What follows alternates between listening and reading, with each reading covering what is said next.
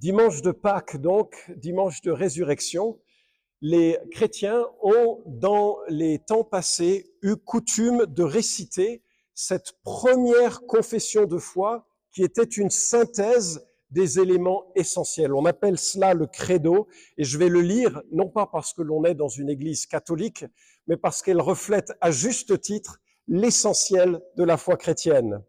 Je crois en Dieu, le Père Tout-Puissant, Créateur du ciel et de la terre. Je crois en Jésus-Christ, son Fils unique, notre Seigneur, qui a été conçu du Saint-Esprit et qui est né de la Vierge Marie. Il a souffert sous Ponce Pilate. Il a été crucifié. Il est mort et il a été enseveli. Le troisième jour, il est ressuscité des morts. Il est monté aux cieux. Il siège à la droite de Dieu, le Père Tout-Puissant, et il viendra de là juger les vivants et les morts.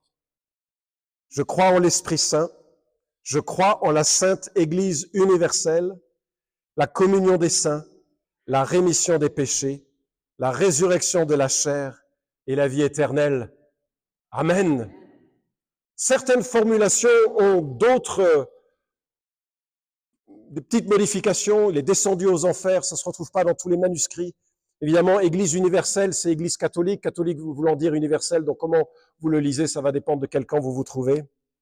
Mais grosso modo, on est d'accord avec cette confession qui date du IIe siècle de notre ère et qui a pour centre Jésus qui traverse le ciel, qui s'incarne en homme, qui meurt sur la croix pour nos péchés et qui ressuscite, ouvrant la porte de la vie au-delà de la mort. C'est quelque chose, hein? Et le pasteur de l'église où je suis à Trévoux a dit ce matin, un type qui ressuscite de la mort, vous l'écoutez. Parce que franchement, c'est l'impasse la plus ultime de l'existence. La bonne nouvelle du matin, non, c'est de l'après-midi ici, la bonne nouvelle de l'après-midi, c'est qu'on va tous mourir.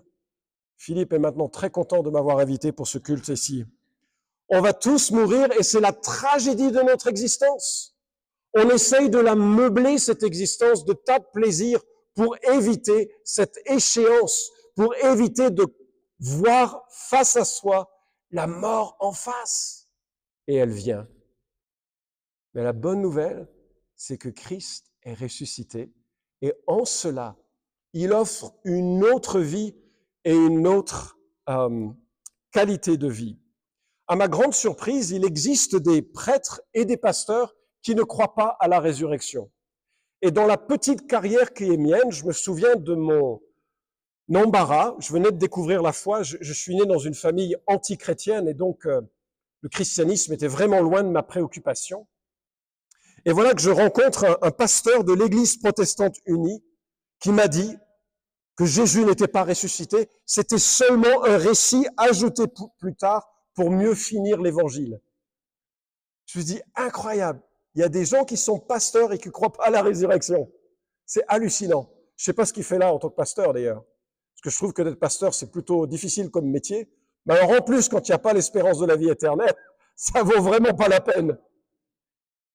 Et puis un jour, j'ai entendu aussi un prêtre de l'Église catholique qui m'a tenu le même discours. Il m'a dit, par dépit, les apôtres, ne voyant plus Jésus, auraient inventé cette histoire. C'est pitoyable comme perspective. Et en fait, c'est une véritable négation du christianisme. Si Jésus n'est pas ressuscité, vous avez bien d'autres choses à faire un dimanche après-midi, laissez-moi vous le dire. Surtout d'écouter ce message. Mais cet après-midi, c'est parce que Jésus est ressuscité que je voudrais que l'on en mesure l'impact au travers de ce que l'apôtre Pierre nous dit dans sa première lettre. Et ce qui est extraordinaire, c'est que bien sûr, les gens de l'époque du Christ n'étaient pas idiots. Enfin, parfois, on a ce sentiment qu'il y a 2000 ans, les gens étaient bêtes. Mais non, ils étaient capables de réfléchir, de raisonner. Et notamment, le peuple juif était très attaché à ses coutumes. Très attaché à ses coutumes. Et parmi lesquelles, il y avait la confession d'un Dieu unique. Écoute, Israël, le Seigneur, notre Dieu, est un. Ils étaient très attachés à la célébration du Shabbat, le samedi. Et ils étaient prêts à mourir pour défendre de telles coutumes. Et d'ailleurs, dans leur histoire, quelques siècles avant Jésus, des milliers étaient morts parce qu'on leur demandait de cesser de croire ou de continuer à pratiquer leur foi, mais en ajoutant des divinités. Et ils ne l'ont pas fait parce qu'ils étaient attachés au Dieu d'Israël.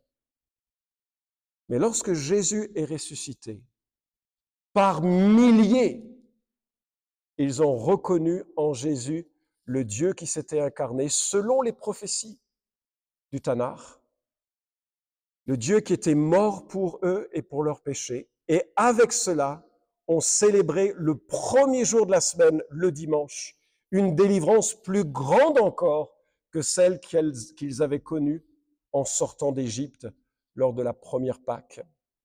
Christ est vraiment, historiquement, corporellement ressuscité. Et je vous invite à lire comment l'apôtre Pierre en parle quelques années plus tard, alors que les gens étaient un peu secoués par des persécutions difficiles. Et je vous invite à ouvrir vos Bibles à 1 Pierre chapitre 1, et nous allons lire à partir du verset 3 et jusqu'au verset 5. Je ferai 4 remarques sur l'impact de la résurrection de Jésus-Christ. 4 impacts de cette résurrection. Je vous invite donc à lire 1 Pierre chapitre 1 à partir du verset 3. 1 Pierre chapitre 1 à partir du verset 3. Béni soit le Dieu et Père de notre Seigneur Jésus-Christ, qui, selon sa grande miséricorde, nous a régénérés par la résurrection de Jésus-Christ d'entre les morts, pour une espérance vivante, pour un héritage qui ne peut ni se corrompre, ni se souiller, ni se flétrir, et qui vous est réservé dans les cieux, à vous qui êtes gardés en la puissance de Dieu, par la foi, pour le salut, prêt à être révélé dans les derniers temps. C'était la parole de Dieu. Quelques remarques que je livre à votre méditation maintenant. 4 impacts de la résurrection sur la vie de ceux qui sont ses disciples. Et le premier impact que je voudrais souligner, c'est l'adoration. Vous avez remarqué comment ce texte commence « Béni soit le Dieu et Père de notre Seigneur Jésus-Christ ». Voilà comment Pierre commence son épître en parlant dans cette section de la résurrection. Sa prière est un peu révolutionnaire parce que à l'époque, dire que Jésus-Christ est Seigneur, c'était risquer la mort parce qu'à cette époque, il y en avait un autre qui prétendait être Seigneur. N'est-ce pas? César. Et César est Seigneur était une confession exigée des gens pour maintenir la cohésion de l'Empire romain. Alors, les chrétiens, eux, quand ils découvraient la foi et qu'ils découvraient que Jésus, c'était pas une divinité en plus, c'était le créateur de l'univers qui invitait à une consécration totale de la vie, quand ils réalisaient que Jésus était Seigneur et qu'ils le confessaient, ils ne pouvaient plus confesser César est Seigneur. Donc quand Pierre parle en ces termes et qu'il nous invite à le refléter, c'est une confession où, à ce niveau de la compétition, il n'y a pas d'ex-aequo. Il ne peut pas y avoir César, Seigneur, et Jésus, Seigneur. On doit faire un choix. Et d'ailleurs, c'est un peu comme ça que l'apôtre va parler de la rédemption. La rédemption, c'est on passe d'un royaume à l'autre. Alors, bien sûr, on reste français, ou je ne sais pas quel est votre pays d'origine, mais ou de passeport, peu importe, mais on part d'un royaume terrestre pour rentrer dans un royaume céleste et nous confessons Jésus est Seigneur. Et ça commence par une louange. Béni soit le Dieu et Père de notre Seigneur Jésus-Christ. Alors si vous êtes familier des doctrines chrétiennes élémentaires, vous savez que nous croyons qu'il existe effectivement un seul Dieu qui est aussi en 3 personnes. Je ne sais pas l'expliquer pleinement, ou en tout cas pas pendant un message de quelques minutes, mais il est Père, Fils et Saint-Esprit. Et peut-être vous dites, oui, Père, je comprends, Jésus, je comprends, mais le Saint-Esprit, Il vient juste d'être mentionné juste auparavant. Si vous avez vos Bibles ouvertes au verset 2, vous lisez que nous sommes élus selon la prescience de Dieu le Père, par la sanctification de l'Esprit, pour l'obéissance et l'aspersion du sang de Jésus. Donc il n'y a pas d'erreur de comptabilité chez Pierre. Nous sommes véritablement devant un Dieu trinitaire, Père, Fils et Saint-Esprit. Mais Pierre souligne quelque chose de particulier, qui est le fait de bénir Dieu en tant que Père. Pourquoi cela? C'est un peu son identité. Dieu est Père et Pierre veut souligner cette bienveillance et cette souveraineté du Fils, cette bienveillance du Père et cette souveraineté du Fils. Et Dieu n'est pas simplement Père par l'engendrement d'Israël, par exemple, en Deutéronome 32, ou par la rédemption de son peuple, où il devient le Père de ceux qu'il rachète, Ésaïe 63, mais il est Père dans son essence. De toute éternité, Dieu le Père est Père. C'est pas quelque chose c'est pas une casquette qu'il s'est mise à porter un jour, en se disant, tiens, aujourd'hui je vais devenir Père. Il l'est dans son essence, il l'est de toute éternité, et même, il est le Père éternel du Fils éternel, et il mérite la louange qui lui attribue cette paternité. Il y a un texte énigmatique, et si vous l'avez lu en Proverbe 30, vous êtes probablement passé par-dessus sans trop dire, mais c'est quoi ce mystère dont il est question? Mais qui est très puissant pour le peuple juif, qui a de la peine avec cette notion de Père, de Fils et de Saint-Esprit. C'est Agour qui dit « Qui est monté au ciel et qui en est descendu? Qui a recueilli le vent dans ses poings? Qui a serré les eaux dans un vêtement? Qui a établi toutes les extrémités de la terre? Quel est son nom? Et quel est le nom de son Fils, si tu le sais ?» Proverbe 34. Donc il y a une sorte d'éternité, de beauté et de gloire en Dieu qui est Père, et Pierre voudrait qu'on le souligne et qu'on dise du bien de ce Père. Béni soit le Père. Il faut vraiment réaliser que on est happé par Dieu quand on vient à la foi. On est happé par Dieu lui-même en tant que Père selon un plan trinitaire qui est éternel. Et au Père est vraiment la louange de notre rédemption. Le verset favori de tous les évangéliques, c'est lequel? Jean 3,16. Est-ce que vous connaissez ce verset? Excusez-moi, je ne vous ferai pas cette insulte. Car Dieu a tant aimé le monde, qu'est-ce qui vient après? Ah oui, qu'il a donné son Fils, n'est-ce pas? Afin que quiconque croit en lui ne périsse pas, mais qu'il ait la vie éternelle. Et vraiment, on a de toute l'éternité un Père qui nous a aimés et qui donne son Fils en sorte que nous ayons des pléthores de bénédictions spirituelles. Nous sommes justifiés grâce à Christ, mais aux yeux du Père. Nous avons la paix avec Dieu, Romains 5,1. Nous sommes adoptés, Éphésiens 1,5.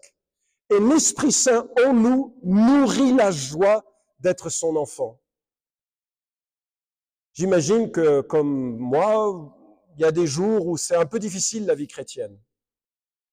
C'est un peu compliqué parce que les circonstances cognent, parce que mon cœur n'est pas aligné avec les pensées de Dieu, parce que ma vie, je constate qu'il y a encore des péchés, très rarement. Ça se mesure à quelques occurrences par an, pas plus. Et ça comprend le mensonge d'ailleurs. Et donc on est découragé et il faut se souvenir que Dieu le Père, dans son amour et sa bienveillance, de toute éternité, a voulu nous happer pour que nous soyons avec lui. Non seulement ça, mais la Bible dit que Dieu nous a élus avant la fondation du monde pour que nous soyons saints et sans défaut devant lui. C'est pas moi qui le dis, c'est Éphésiens chapitre 1.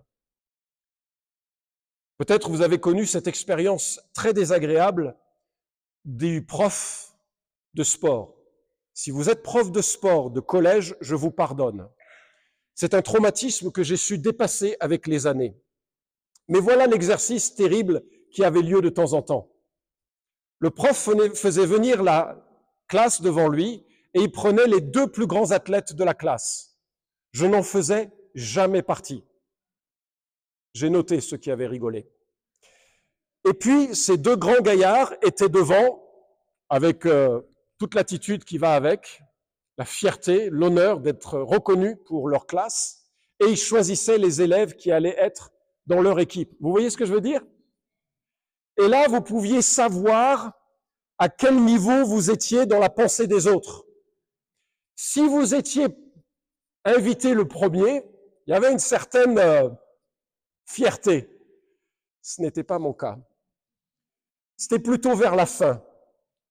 Et la bonne nouvelle de Jésus-Christ, c'est que quand le Père vous a choisi, il vous a choisi dès le début, avant que le monde existe, sachant tout le chemin chaotique qui serait nôtre, et c'est lui qui nous donne au Fils pour que le Fils nous sauve. C'est pas moi qui le dis, c'est Jean 10, 29. Jésus dit, nul ne peut venir à moi si le Père qui m'a envoyé ne l'attire. Vous voyez pourquoi on peut dire, béni soit le Dieu et Père de notre Seigneur Jésus-Christ?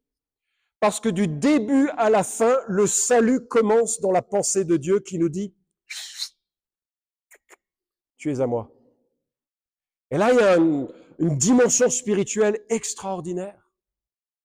Dieu nous invite à la foi et notre seule possibilité, c'est d'y répondre. Et si dans votre cœur, vous avez soif du Père, il vous appelle maintenant et vous pouvez répondre par la foi, je viens. Je me souviens, un jour, j'avais le privilège d'enseigner dans un camp de jeunes adultes et il y a une jeune fille qui vient me voir et qui me dit je suis vraiment pas sûr de l'amour de Dieu. Je crois en l'évangile, je comprends l'évangile, mais je suis vraiment pas sûr de l'amour de Dieu. Et je lui dis, OK, on va lire Éphésiens 1 pour se faire plaisir et tu vas le lire à la première personne du singulier. Béni soit le Dieu et Père de mon Seigneur Jésus-Christ, qui m'a béni de toute bénédiction spirituelle dans les lieux célestes. En lui, Dieu m'a élu avant la fondation du monde pour que je sois sainte et sans défaut dans son amour. Elle me dit, OK, écoute, j'ai pas ma Bible, est-ce que ça t'ennuie de me prêter la tienne? Je la loue assez facilement, donc j'ai ouvert ma Bible. Non, c'était une mauvaise blague. J'ouvre en Éphésiens chapitre 1, et puis je lui tends la Bible, et là, son regard se fige, et il y a une voix rauque qui sort de sa bouche et qui dit, la page est blanche. C'était ma Bible, elle n'était pas blanche, ma page. Et j'ai juste prié que Dieu ouvre son cœur sur la beauté, la gloire de l'amour du Père pour elle. Elle a juste éternué, et puis elle m'a dit, tu m'as demandé quoi? Et j'ai dû répéter une deuxième fois. Il y avait comme un aveuglement spirituel sur son âme, sur l'amour de Dieu. Et quand elle s'est mise à lire tous les bénéfices qui viennent de Dieu et de son amour, elle s'est mise à pleurer. Voilà pourquoi nous pouvons bénir Dieu pour la grâce qui nous est faite. Dieu nous a aimés avant la fondation du monde, il nous a choisis avant la fondation du monde, il nous a permis cette adoption dont nous bénéficions gratuitement pour une vie d'aventure, pour un projet de vie. C'est lui qui ouvre le cœur et cela doit donc nourrir notre admiration de Dieu. Vous savez pourquoi? Parce que finalement, lorsque l'on dit du bien de Dieu, on se met à aimer Dieu davantage. Quand il est dit bénir, le mot simplement signifie dire du bien. Qu'est-ce que ça veut dire de bénir Dieu? Ça veut dire dire le bien de Dieu, nommer ses qualités. C'est ça la louange. C'est l'expression d'adoration qui se manifeste alors que nous énumérons les bienveillances et les qualités de Dieu. Je ne sais pas si vous avez un hobby. En France, mais il ne faut pas le dire à l'étranger, certains ont le vin pour hobby, en modération, quand ils sont chrétiens, en toute modération. Mais ce qui est très intéressant, c'est quand ils parlent du vin, ils sont intarissables. La couleur, le reflet, la texture. Et en fait, quand vous n'êtes pas intéressé par les mêmes discussions, c'est un peu long à écouter. Vous voyez ce que je veux dire? Et chacun d'entre nous, peut-être, on a des passions qui nous portent. C'est des loisirs que l'on apprécie. Et plus on connaît les choses de ce loisir, plus on en parle, plus on est émerveillé par ce loisir. Ça peut être des aspects de la nature, ça peut être quelque chose de plus technique comme le pilotage, plein de choses belles que la vie peut nous permettre de vivre. Et en fait, plus on en parle, plus ça nourrit notre joie, et c'est ça la louange. Et en fait, que Christ soit ressuscité doit générer en nous cet émerveillement de Dieu le Père. Et très souvent, dans les psaumes, on a cet encouragement à bénir Dieu. Béni soit l'Éternel, car il écoute la voix de mes supplications. Psaume 28, 6. Psaume 41, 14. Béni soit l'Éternel, le Dieu d'Israël, d'éternité en éternité. Amen, amen. On retrouve cette formulation à la fin de chaque livre des psaumes. Il y en a 5. Et finalement, que Christ soit ressuscité, nous permettant cette adoption, on va y venir dans un instant, ça doit nourrir régulièrement et renouveler notre espérance. Ce que je trouve utile, c'est de pouvoir chaque jour un peu exprimer quelques qualités de Dieu qui nous émerveillent. Et figurez-vous que cela a l'effet de mettre du sourire et du baume à notre cœur. Nous sommes faits pour louer, nous sommes faits pour adorer. Et nous adorons certains objets, j'exagère en disant ça, certains hobbies comme j'ai pu l'exprimer, mais Dieu voudrait que notre cœur se complète par celui qui est digne de toute louange et qui est Dieu lui-même. Parce que fixer les yeux sur un Dieu qui est parfait, c'est renouveler notre cœur et nos pensées dans des choses qui sont parfaitement belles, parfaitement bonnes. Et donc Pierre évoque la grandeur de Dieu et nous encourage à bénir Dieu. Et il ajoute, et c'est le deuxième point que je voudrais souligner, qui, selon sa grande miséricorde, nous a régénérés par sa résurrection d'entre les morts. Et là, vous voyez que le lien entre le texte que je peux évoquer ici et la saison de la résurrection, c'est par la résurrection de Jésus-Christ d'entre les morts que Dieu nous accorde ce qui est la régénération. Je voudrais souligner que Pierre dit que c'est selon sa miséricorde que nous bénéficions de cette régénération. Dieu ne donne pas le salut à des gens qui le méritent. J'ai rencontré parfois des non-chrétiens qui entendaient l'Évangile, qui comprenaient que vraiment Jésus-Christ c'est spectaculaire, mais qui me disaient « quand je serai mieux, je viendrai à lui ». Mais le problème, c'est que tu peux toujours courir, tu n'y arriveras jamais. On ne peut pas arriver à Dieu pour qu'un jour il nous donne une médaille en nous disant « bien, tu es arrivé, rentre dans ma présence ». On est tellement loin de lui. Mais c'est par sa grande miséricorde qu'il nous régénère. Alors le terme est un peu technique, mais en fait, il s'agit de renaissance, de vie nouvelle. D'où la petite image très mignonne, juste avant que on revient. Non, voilà, très mignonne. J'espère que vous avez noté la beauté de ce schéma. Et en fait, ici, il est question de naître de nouveau. C'est par la résurrection d'entre les morts que nous pouvons naître de nouveau.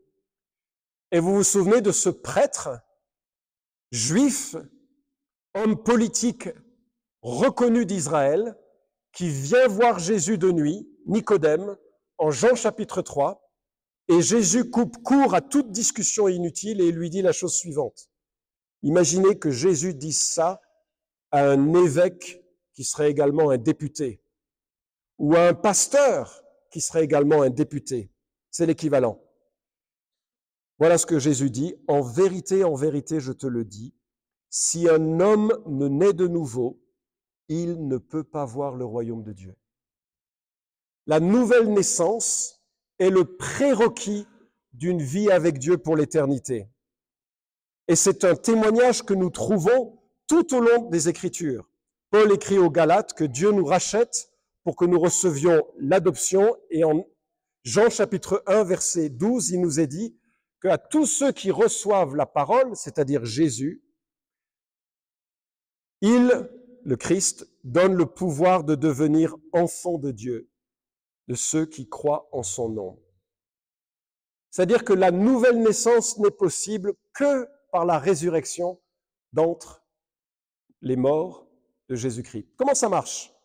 Peut-être que la meilleure façon de comprendre cela, c'est de revenir longtemps en arrière. Et peut-être vous avez entendu que il y a longtemps, dans un jardin parfait, il y avait un fruit défendu.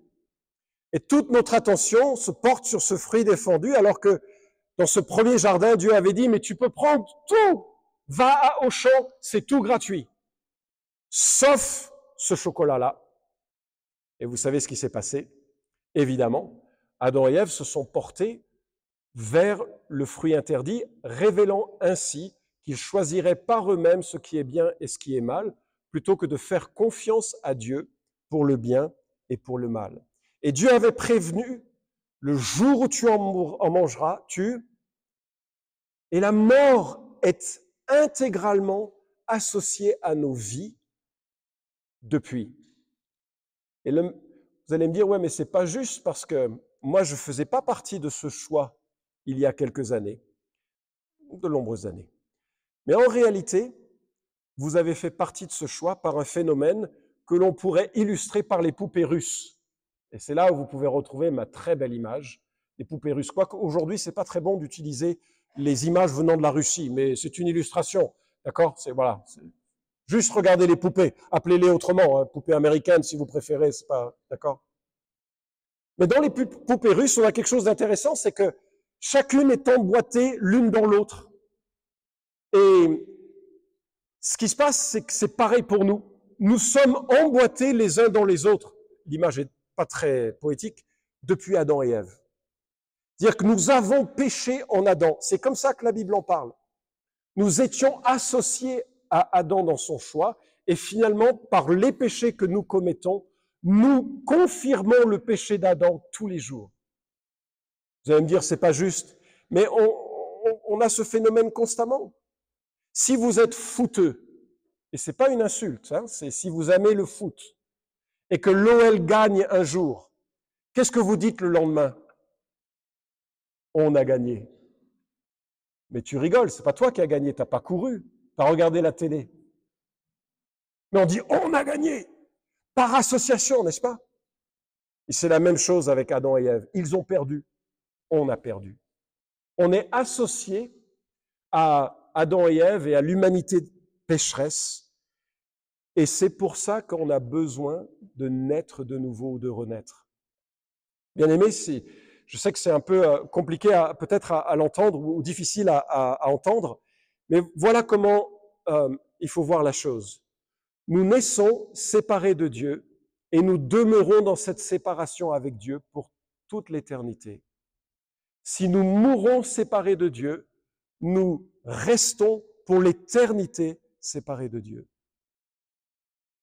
C'est pourquoi l'Évangile est un commandement et un impératif. Et Dieu dit qu'il faut naître de nouveau. Et on peut être pasteur ou prêtre, avoir grandi dans une église évangélique, avoir fait tous les beaux gestes du christianisme, si personnellement on ne naît pas pour une nouvelle vie, alors c'est impossible. Parce que la poupée qui est comme ça, elle est tombée en fait. Et la manière dont elle peut être rétablie, c'est par le fait de passer à une autre forme de poupée, qui est cette fois-ci en Jésus-Christ. Dans la venue de Jésus-Christ sur terre, il y a la génération ou l'engendrement d'une nouvelle race humaine, en quelque sorte. Le même phénomène de la mort en Adam peut être inversé par la vie en Jésus-Christ. C'est-à-dire que lui, il naît d'une vierge, en sorte qu'il n'est pas souillé par le péché d'Adam et Ève de la même manière. Lui, il vit une vie parfaite, en sorte qu'il peut me donner sa justice, moi dont la vie est imparfaite du début jusqu'à la fin. Lui, par sa mort sur la croix, couvre mes péchés et je n'ai plus à craindre la culpabilité.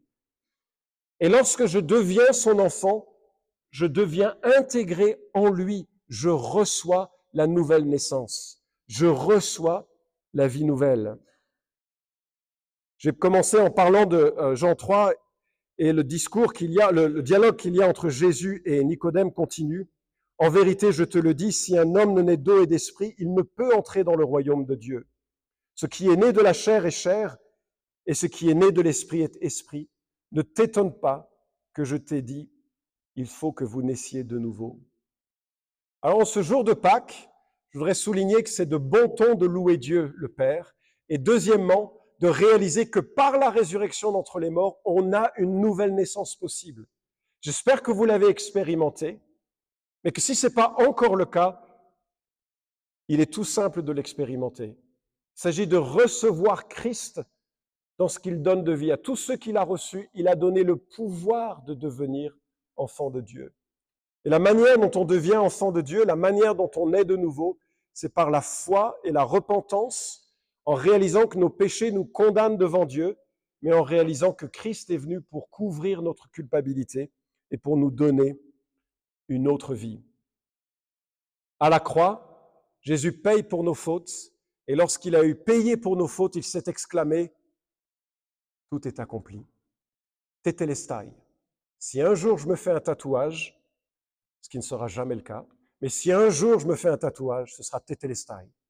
Tout est accompli. » C'est la seule espérance qui est nôtre. Nous sommes condamnés dans notre mort et Dieu nous accorde la vie parce que tout est accompli à la croix.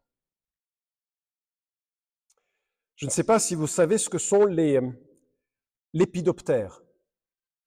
C'est toujours bien de sortir un nom comme ça que personne ne... Ah non, il y a des gens qui disent oui, ils savent, ça c'est dommage. C'est des papillons. Mais c'est un nom tellement plus intelligent, n'est-ce pas? Quand vous voyez les papillons, vous parlez comme ça, ça relève.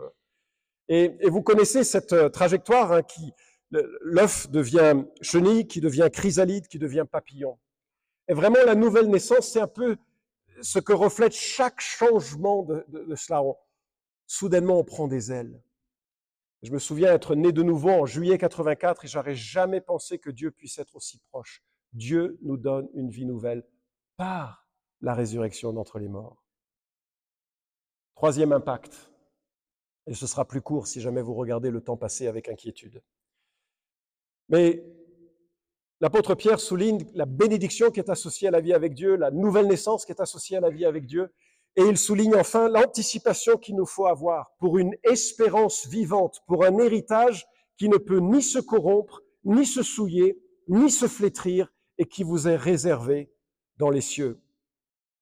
Alors je sais que c'est l'une des choses les plus difficiles pour notre société, à mon sens, c'est la patience. Et je suis quelqu'un de profondément impatient. Ça fait partie des nombreux défauts que j'ai encore à régler. Et si jamais je voyage beaucoup dans certains pays où il n'y a pas Internet immédiatement quand j'atterris et je commence à trembler parce que je suis en train de louper des messages. Et le soir, il faut que je m'endorme en sachant ce qui se passe dans le monde, qu'on aurait besoin de moi. Donc je suis toujours dans cette préoccupation de ce qui se passe, des messages. Et il y a une grande impatience sur le présent. Et Jésus, en fait, il nous ouvre un chemin, qui est un chemin de vie nouvelle, et qui nous dit, mais là, la réalité, l'essence du salut va prendre toute sa texture à la résurrection d'entre les morts. Nous avons une espérance vivante, un héritage que rien ne peut détruire et qui nous est réservé dans le ciel. La vie chrétienne, c'est comme un bon repas, mais en sens inverse. Je m'explique. En France, pays hautement civilisé de la gastronomie, on commence par un apéro, une entrée, un bon plat, parfois deux, avec des accompagnements, de bons fromages et des desserts. Notez les pluriels pour fromage et pour dessert. Et puis, ensuite, via la facture, qui est proportionnelle à la longueur du repas et à la qualité du repas. Et la facture est toujours la partie douloureuse du repas. On profite avant et on avale difficilement le moment où il faut payer de sa poche. La vie chrétienne, c'est l'inverse. On paye l'addition, et ce n'est pas une bonne métaphore parce que c'est Christ qui l'a payé l'addition. Mais les questions de vie sont compliquées pendant tout le temps de notre périple sur terre, et puis vient le moment où nous sommes happés soit par la mort, soit par le retour du Christ, et là nous sommes confrontés à un héritage qui est éternel. C'est hallucinant de penser à l'éternité.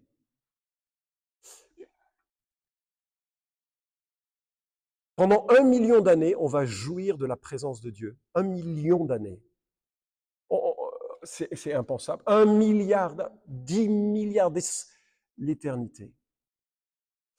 Alors je vous rassure, cette éternité, c'est pas chanter des louanges sur un nuage, parce que là, selon qui est votre voisin, ça peut être plutôt infernal.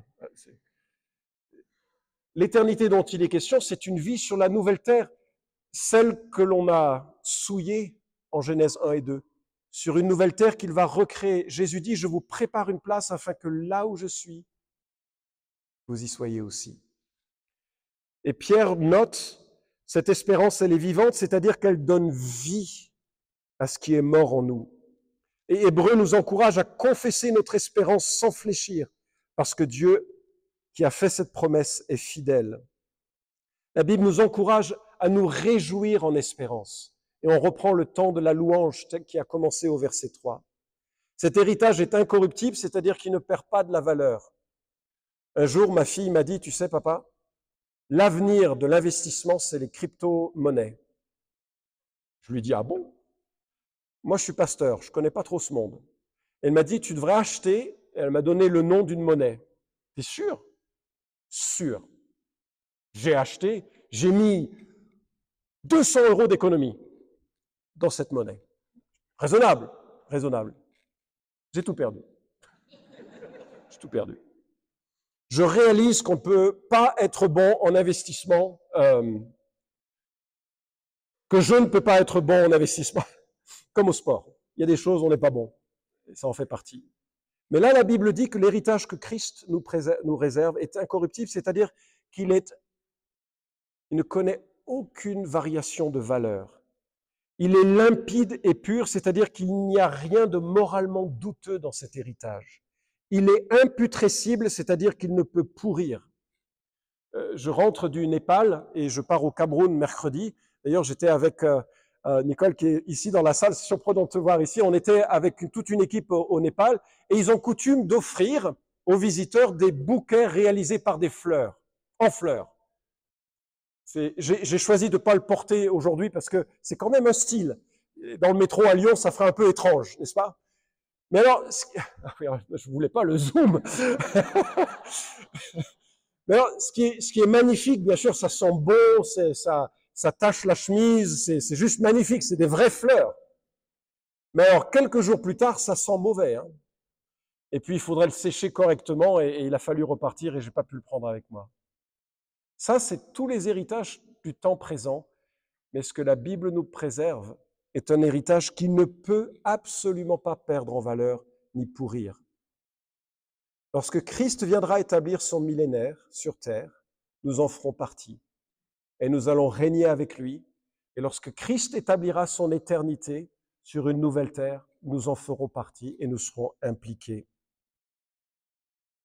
C'est pour cela, nous dit l'apôtre Paul, que nous mettons notre point d'honneur à lui être agréable, soit que nous demeurions dans ce corps, soit que nous le quittions, car il nous faut tous comparaître devant le tribunal de Christ, afin qu'il soit rendu à chacun d'après ce qu'il aura fait dans son corps, soit en bien, soit en mal. Très rapidement, deux choses. Le jugement de condamnation, le jugement de l'enfer et du paradis, celui-ci, il a été résolu à la croix de Christ. Seulement. Vous profitez du pardon de Dieu ou vous ne profitez pas du pardon de Dieu selon votre nouvelle naissance. Mais si vous êtes né de nouveau, votre vie compte pour cet héritage. Et ce que 2 Corinthiens nous dit, c'est que nous allons retrouver ce que l'on a mis dans le coffre. Notre manière de vivre aujourd'hui, les sacrifices que l'on peut consentir pour maintenir notre amour de Christ au centre de nos préoccupations, Dieu le voit. Les sacrifices, les dons, l'engagement, la prise de parole pour Christ au travail alors que tout le monde se moque de vous, Christ le voit. Et lorsque nous retrouverons sa présence, nous ouvrirons ce que nous avons mis dans le coffre et il y aura exactement l'investissement proportionnel de nos vies là-bas. Il y a une femme qui s'appelle Florence Chadwick. C'était la première femme à nager les 35 km de la Manche dans les deux directions. Je ne sais pas si vous avez déjà réalisé ça. Moi, sur iPad seulement. Et en 1952, à l'âge de 34 ans, elle a voulu faire la distance de l'île de Catalina en Californie. C'est à peu près la même distance, sauf qu'il y avait des requins. Et puis, il y avait des brouillards. Et puis, il y avait des courants un petit peu plus forts. Et elle avait toute une équipe qui essayait de chasser les requins autour d'elle, et elle a nagé, elle a nagé, elle a nagé, et elle était vraiment épuisée. À plusieurs fois, elle a voulu abandonner, mais l'équipe lui disait, tu y es presque, vas-y, continue, vas-y, continue, vas-y. Elle est arrivée à 800 mètres des côtes, et les gens lui ont dit, écoute Florence, on voit les côtes, continue. Et elle a dit, non, j'en peux plus, vraiment, je n'en peux plus, retirez-moi. Et donc son équipe l'a retirée des eaux, elle est montée sur la barque, elle a vu le rivage et elle a dit, si j'avais vu le rivage, j'aurais continué. Et je me dis, c'est tellement une image de la vie chrétienne. Parfois, les tentations, les épreuves, les difficultés, ça pèse et on a envie d'abandonner. Et on ne voit pas le virage, le rivage, pardon, on ne voit pas la gloire qui nous attend. Et Dieu dit que nous avons un héritage qui nous attend et que rien ne peut enlever et que cela invite notre persévérance. Allez, dernier point, verset 5. À vous qui êtes gardés en la puissance de Dieu par la foi pour le salut, prêt à être révélé dans les derniers temps. Je suis tellement encouragé de voir que je suis gardé par quelle manière? Par la foi. Je suis gardé pour le salut. Si ma persévérance dépendait de moi, je suis le plus malheureux des hommes. Jésus le dit ainsi, mes brebis entendent ma voix, moi je les connais et elles me suivent. Je leur donne la vie éternelle, elles ne périront jamais et personne ne les arrachera de ma main. Mon Père qui me les a donnés est plus grand que tous et personne ne peut les arracher de la main du Père. C'est extraordinaire, non? C'est-à-dire que si vous entrez une fois, réellement, authentiquement, dans la main du Père, personne ne peut vous arracher d'elle. Alléluia! Amen. 2 personnes étaient d'accord. C'est extraordinaire. Et en réalité, c'est ce bonheur qui nous est propre de compter sur un Dieu qui est venu vraiment pour nous sauver. Il est le berger de nos âmes et on peut avoir confiance que ce qu'il a commencé en nous, il le finira. Ça n'a pas été facile pour Jésus-Christ. À un moment donné, il a prié le Père qu'il soit épargné du sacrifice. Mais il a ajouté, pas ma volonté, mais la tienne. Et parfois, nous crions cette prière. S'il t'est possible, enlève cette maladie, ce chômage, ce conflit, cette difficulté. Pas ma volonté, mais la tienne. Et si Dieu, dans sa sagesse incompréhensible, permet que nous ayons des échardes dans la chair, il dit aussi, ma grâce te suffit et ma puissance s'accomplit dans ta faiblesse. Et tout ça est rendu possible par la résurrection de Jésus-Christ. Et nous sommes tenus dans cette confiance par la foi. Et donc la boucle commence par l'adoration et elle se termine par la confiance. Et c'est l'impact de la résurrection du Christ dans nos vies. Je vous invite à la prière. Dieu et Père, je voudrais te rendre grâce de ce que tu as vu, cette humanité déchue dont nous faisons partie, et tu y as remédié une fois pour toutes en envoyant ton Fils à la croix mourir pour nous. Seigneur, je te rends grâce pour cette victoire sur le péché et la mort, parce que maintenant nous avons accès au pardon, maintenant nous avons accès à la vie éternelle, maintenant nous n'avons pas besoin de craindre la mort. Peut-être qu'il y a des hommes et des femmes ici qui réfléchissent ou sont en chemin, pose ta main sur eux, permets Seigneur qu'ils soient émerveillés de la mort et de la résurrection de Jésus pour eux. Seigneur, donne-nous de bénir ton nom, donne-nous de profiter de cette vie chrétienne pour faire une différence dans ce monde en attendant que nous soyons en ta présence face à cet héritage éternel qui nous attend. Et permets, Seigneur, que nous puissions manifester tout au long de notre chemin cette confiance vive et inébranlable dans l'œuvre de Christ à la croix pour nous. Amen.